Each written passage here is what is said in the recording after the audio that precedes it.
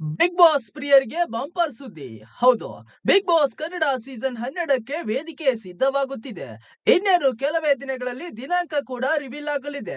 ಕನ್ನಡದ ಜೊತೆಗೆ ಇತರೆ ಭಾಷೆಗಳಲ್ಲಿ ಕೂಡ ಬಿಗ್ ಬಾಸ್ ಶುರುವಾಗುತ್ತಿದ್ದು, ತೆಲುಗು ಹಾಗೂ ಮಲಯಾಳಂನಲ್ಲಿ ಪ್ರೋಮೋ ಕೂಡ ಔಟ್ ಆಗಿದೆ. ತೆಲುಗಿನಲ್ಲಿ ಅಕ್ಕಿನೇನಿ ನಾಗಾರ್ಜುನ್ ಅವರು ಮುನ್ನಡೆಸಲಿದ್ದಾರೆ.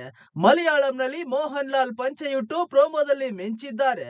ಕನ್ನಡದಲ್ಲಿ ಕಿಚ್ಚ ಸುದೀಪ್ ನಿರೂಪಕರಾಗಿ ಮುಂದುವರಿಯಲಿದ್ದಾರೆ. ಕನ್ನಡ, ತೆಲುಗು ಜೊತೆಗೆ ಹಿಂದಿಯಲ್ಲೂ ಬಿಗ್ ಬಾಸ್ ಆರಂಭಕ್ಕೆ ದಿನಗಣನೆ ಶುರುವಾಗಿದೆ. ಸಲ್ಮಾನ್ ಖಾನ್ ನಡೆಸಿಕೊಡುವ ಹಿಂದಿ ಬಿಗ್ ಬಾಸ್ 19ನೇ ಸೀಸನ್ ಬಗ್ಗೆ ಇದೀಗ ಇಂಟ್ರೆಸ್ಟಿಂಗ್ ಮಾಹಿತಿ ಹೊರಬಿದ್ದಿದೆ. ಬಿಗ್ ಬಾಸ್ ನಲ್ಲಿ ಪ್ರತಿ ಸಲ ಒಂದಲ್ಲ ಒಂದು ಟ್ವಿಸ್ಟ್ ಇದ್ದೇ ಇರುತ್ತದೆ. ಈ ಬಾರಿಯೂ ಅಂತಹದ್ದೇ ಒಂದು ಟ್ವಿಸ್ಟ್ ಇರಲಿದೆ.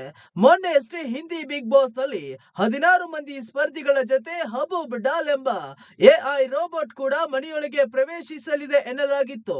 ಇದೀಗ ಮತ್ತೊಂದು ಸುದ್ದಿ ಹೊರಬಿದ್ದಿದೆ.